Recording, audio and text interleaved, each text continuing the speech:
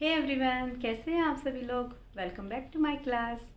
आज हमारा new chapter start हो रहा है एनिमल डिजीज़, या इसको हम क्या कहते हैं, ह्यूमन डिजीज़।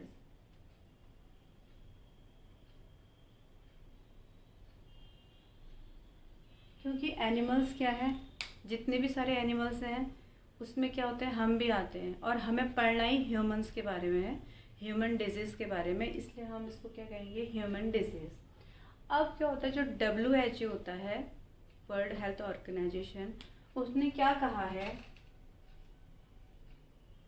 अगर आप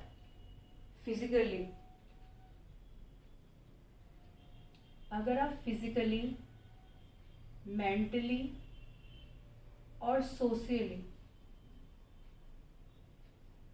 फिट हो, तो इसका मतलब क्या हो, आप हेल्दी हो।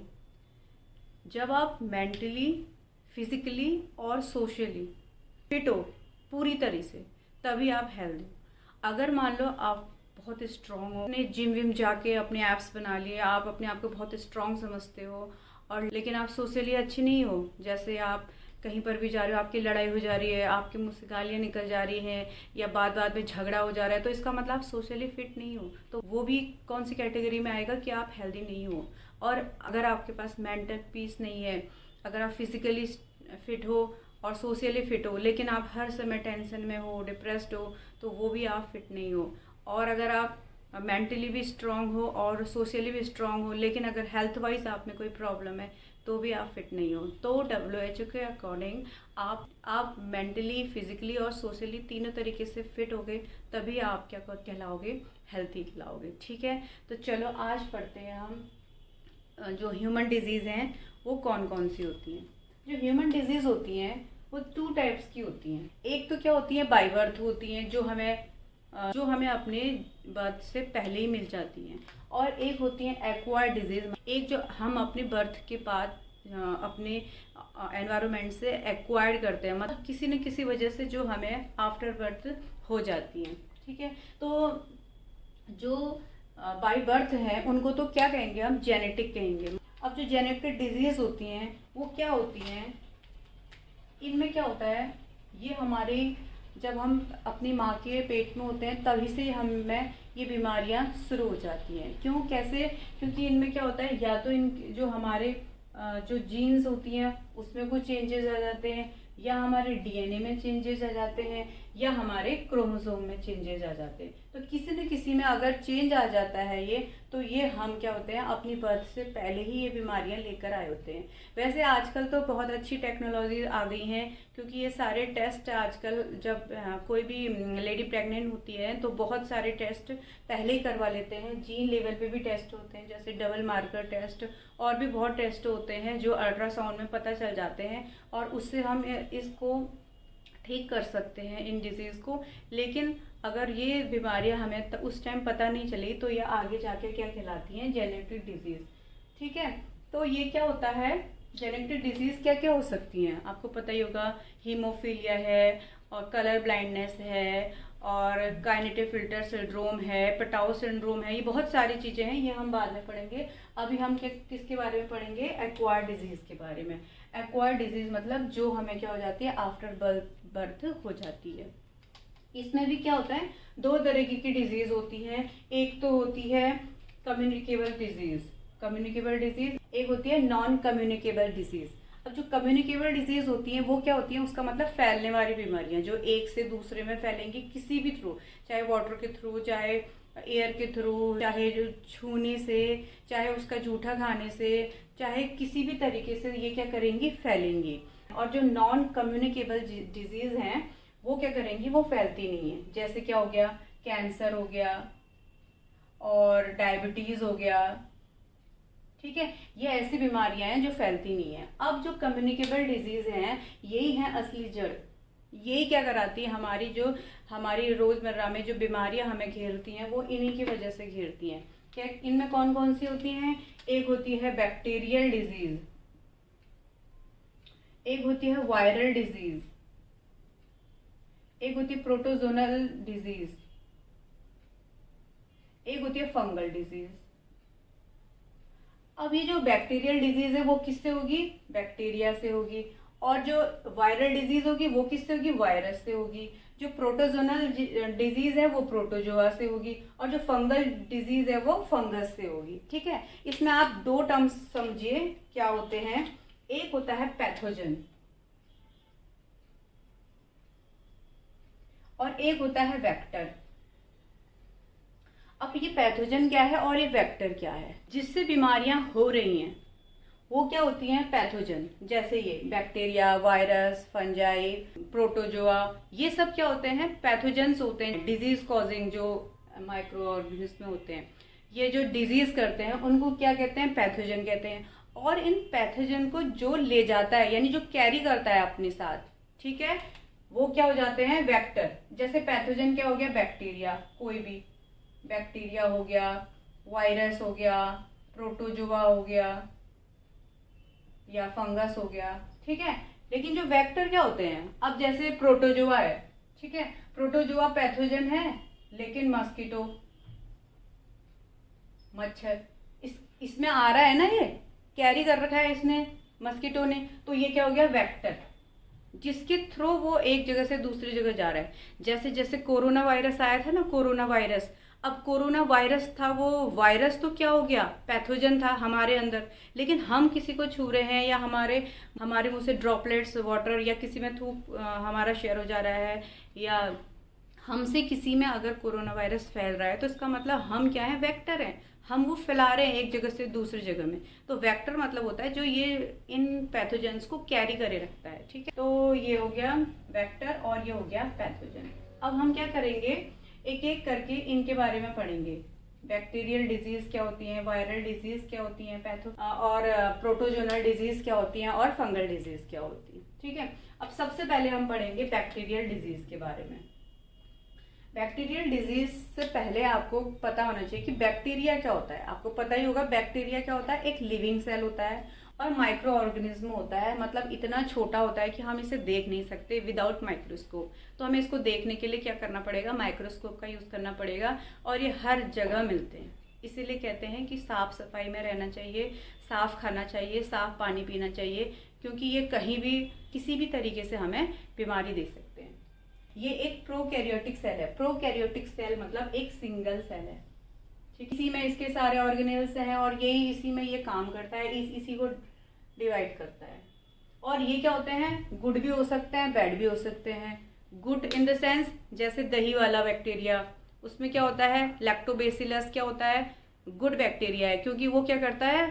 दूध को दही में कन्वर्ट कर देता है। और ऐसे बहुत सारे अच्छे बैक्टीरियाज भी होते हैं, और लेकिन ये जो बीमारी कर रहे हैं वो क्या होते हैं? बैड बैक्टीरिया होते हैं। इसके बाद जो इनकी सेल वॉल होती है, अब मैंने आपको बताया था कि जो ये बैक्टीरिया होता है उसमें क्या होती है? एक सेल वॉल भी होती है।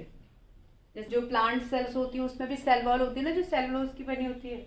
लेकिन इसकी जो सेल वॉल होती है, ये क्वेश्चन आता है, इसकी सेल वॉल पेप्टाइडो ग्लाइकोन की बनी होती है। इसकी बनी होती है पेप्टाइडो ग्लाइकोन की बनी होती है।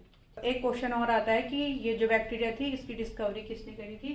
तो उसकी डिस्कवरी करी थी एंटनी वॉन लीवनहॉक ने। ये भी ये टर्म्स भी आपको पता होना चाहिए कि बैक्टीरिया अगर आप पढ़ रहे हो तो आप बैक्टीरिया के सारे टर्म्स से या समझ आने चाहिए कि बैक्टीरियल डिजीज बैक्टीरिया से होती है। बैक्टीरिया एक लिविंग सेल ऑर्गेनिज्म है, ये एक माइक्रो ऑर्गेनिज्म है, मतलब बहुत ही सूक्ष्म जीव है, और ये एक प्रोकैरियोटिक सेल है, यानी एक सिंगल सेल है। और ये अच्छे भी हो सकते हैं और खराब भी हो सकते हैं। और इनकी जो सेल वॉल होती है पेप्टाइडो ग्लाइकोन की बनी होती है, और इसकी जो डिस्कवरी थी एंटोनी लीवनहॉक ने की थी। ये कुछ टर्म्स आपको याद होनी चाहिए इन डिजीज को पढ़ने से पहले। अब सबसे पहले मैं बताती हूँ कि जो बैक्टीरियल डिजीज होती हैं बहुत सारी होती हैं, इसमें से कुछ एग्जाम्पल मैंने लिख रखे हैं। Cholera, typhoid, tuberculosis, leprosy, pneumonia, plague, diphtheria और टेटनस। ये कुछ बीमारी तो आपको बिल्कुल याद हो जानी चाहिए। क्यों? क्योंकि ये एक क्वेश्चन ऐसे भी आता है, जैसे आपको क्या करेंगे? 3 बीमारियां जैसे टाइफाइड, ट्यूबरकुलोसिस और न्यूमोनिया, 3 बैक्टीरिया के नाम दे देंगे और एक किसी वायरस का नाम दे देंगे यहाँ पर, और उसमें से आपको छांटना होगा कि कौन सी मतलब बैक्टीरियल डिजीज है, कौन सी वायरल डिजीज है, किससे होती है। तो आपको ऑप्शन में छांट के अलग अलग घुमा के पूछेंगे, तो आपको पता होना चाहिए कि कौन सी वायरल डिजीज है और कौन सी बैक्टीरियल डिजीज है। तो ये सब कौन सी है, बैक्टीरियल डिजीज है। अब सबसे पहले हम पढ़ लेते हैं ट्यूबरकुलोसिस के बारे में।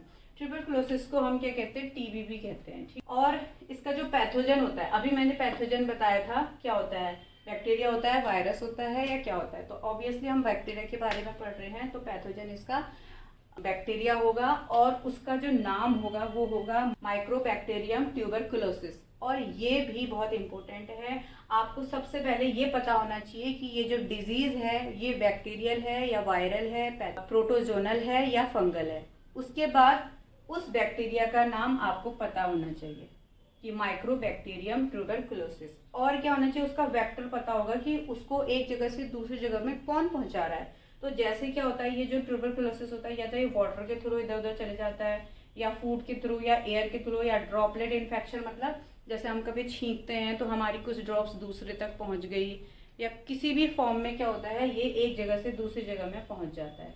और इसके जो सिम्टम्स होते हैं वो क्या होते हैं, इसमें फीवर आ जाता है, चेस्ट पेन हो जाता है, बहुत ठंड लगती है, और कफ होता है, बहुत लंबे टाइम तक खांसते रहते हैं। एक ऐड भी आता था अमिताभ जी का कि अगर 2 हफ्ते तक आपकी खांसी ना रुके तो आप ये टीबी का टेस्ट कराएं, ऐसे करके। लेकिन अब 10 दिन कर दिया है इसको। अगर आप 10 दिन तक आपको लगातार खांसी हो रही है तो आपको इसका टेस्ट कराना बहुत जरूरी है।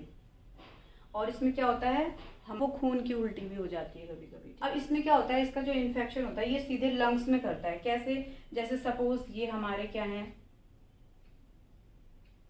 ये हमारे लंग हैं, तो इस लंग्स के चारों तरफ एक ऐसी झिल्ली लगी होती है, मेम्ब्रेन, इस तरह की। इस मेम्ब्रेन को कहते हैं प्लूरा। ये जो इन्फेक्शन, ये जो पैथोजन है, बैक्टीरिया है जो, ये क्या करता है, इस मेम्ब्रेन पे अटैक करता है और इस मेम्ब्रेन को खराब कर देता है। क्या होता है, जैसे जो हमारी यहाँ से फूड पाइप आ रही थी, यहाँ पर तक इससे जुड़ी थी, वो क्या करती थी, अगर ये मेम्ब्रेन डिस्टर्ब हो जाती है तो यहाँ से जितना भी यहाँ का ब्लड होता है ये फूड पाइप से होते होते करके हमारे मुंह से आ जाता है, तभी हमारे मुंह से खून आ जाता है कभी कभी। ये सीधे कहाँ इन्फेक्ट कर रहा है, हमारे लंग में।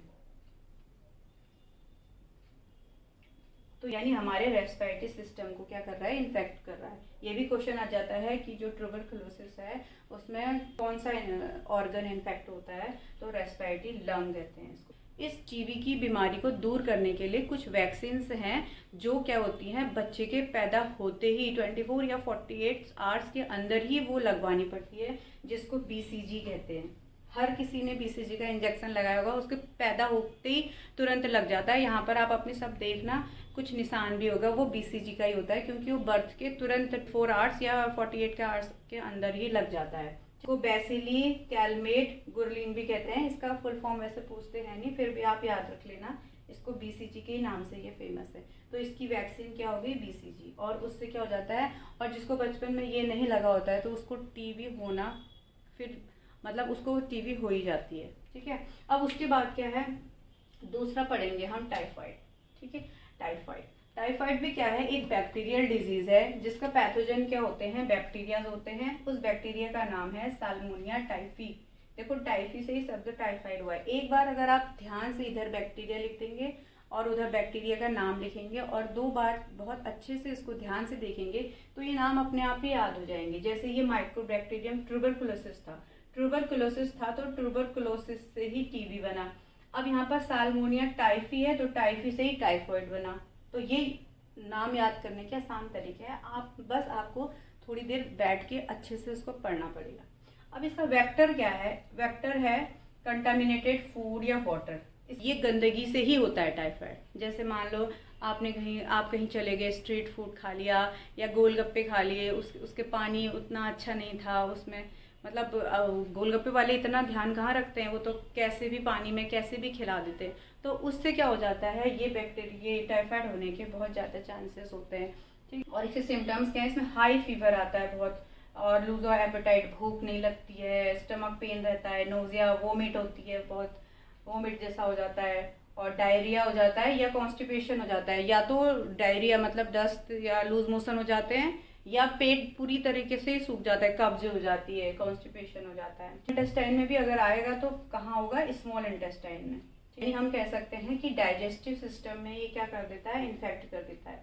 और अगर इसका ये क्वेश्चन बहुत इंपॉर्टेंट है, आता है कि टाइफाइड में कौन सा टेस्ट कराते हैं, तो टाइफाइड में विडाल टेस्ट कराते हैं। ये क्वेश्चन मैंने 2-3 बार देखा है, विडाल टेस्ट की। विडाल टेस्ट किस में होता है, आ जाएगा, ये आएगा टाइफाइड में कौन सा टेस्ट कराते हैं, तो विडाल टेस्ट कराते हैं। और नेक्स्ट है निमोनिया।